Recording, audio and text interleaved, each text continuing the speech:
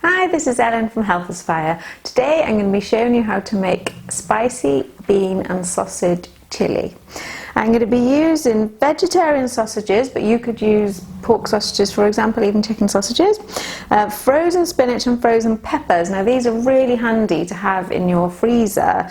Often you get to the end of the week and you're throwing vegetables away, and frozen veg means that you can use what you want. It's already chopped up. The goodness is still there, so quite often they're picked and literally frozen, so they are normally a bit more nutritious actually than vegetables that have sat on the shelf in a supermarket.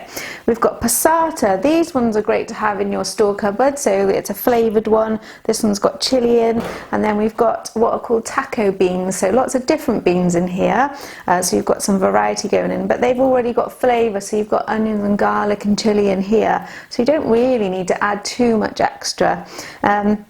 I'm going to serve this with some sweet potato wedges. I'm going to use a fresh one, you could use frozen, a little bit of oil and a bit of extra chili powder, so if you like your chili you can really spice this up as you wish.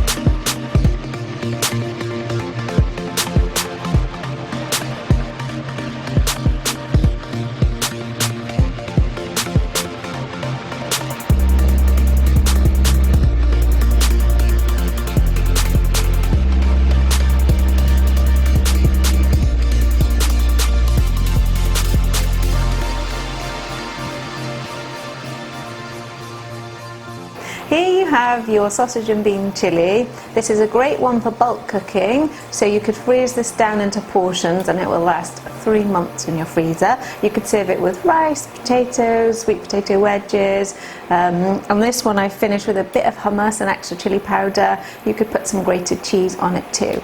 Enjoy!